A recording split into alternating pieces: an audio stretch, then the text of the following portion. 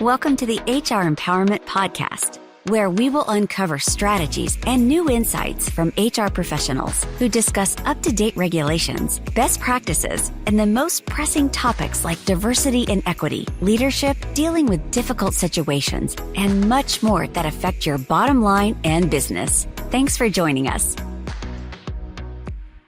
Hey everybody, Wendy Sellers here with my co-host JC. Hey JC, welcome back. Hey Wendy, it's a pleasure to be back. You know, after listening to episode 1, I couldn't help but look this up. I got to share it with you real quick.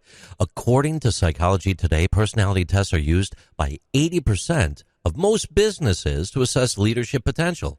I got a feeling we might be talking about that and a little bit more coming up. Isn't that right?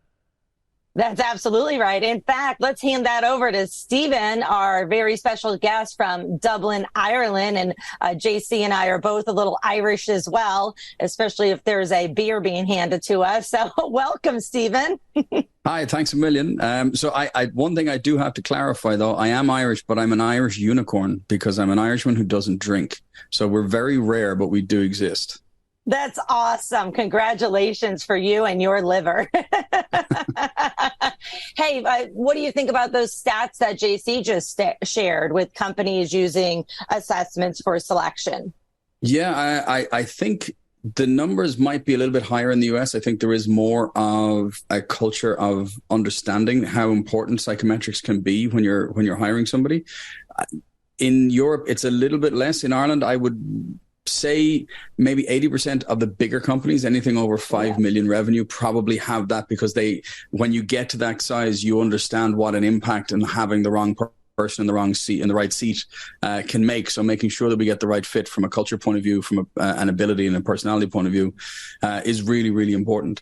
But so as we know, there are a myriad of personality reports and personality assessments out there. You've got everything from the BuzzFeed, what unicorn are you, or what Friends member are you, or something like that. And that's a type of personality assessment, right up to things like the Hogan that go into such fine detail to be able to get a really deep understanding of how a person interacts. But really what I would say is if it's your only thing you're using, you're making a mistake. You really need to be using this as part of your portfolio to discover the things that you want to know about this person that's sitting in front of you, whether they're going to make sitting in front of you either in person or virtually, because when people are working outside and they're working remotely, understanding their personality is even more important because you don't have that daily interaction with them to get a sense of it yourself as well. Yeah, it really is. Talk to us, our listeners, about not just about using any kind of assessment for hiring, but for internal development to say, hey, where are our potential leaders? And I wanted to just go ahead and say, because I joked in the first episode, that I'm a high D, so I take things over. But taking things over and being bossy doesn't mean you're a leader. It just means you're bossy.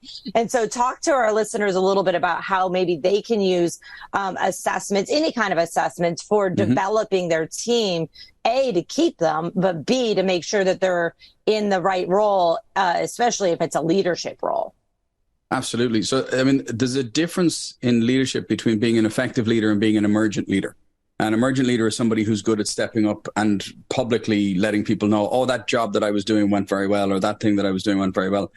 They might not be the most effective leader, and actually using psychometrics, using personality profiles can really help you find those hidden gems within your organization, especially larger organizations. I mean, we hear about the Peter Principle, the people get promoted to a step above their area that they're competent in. So because they've just been emergent, and people see them being successful and then they put them too high and now they're stuck. But in organizations where we're able to run personality assessments on people, we can really see the people who have the best leadership qualities within their personality, and we can start to help them to develop, maybe become more outspoken or become more power or recognition orientated and taking control, and power is one of the scales that we use, to be able to step up and actually feel the confidence of taking over that position. I've worked with organizations here in Europe and one in the UK, which is a fantastic organization called Lead 50/50, which is promoting female leadership in organizations and in specific industries. And one of the things that we found when we were researching that is, I think it's men feel that if they're 85% ready for the job, they'll put themselves forward for the promotion, whereas women need to feel like they're 96 or 97%.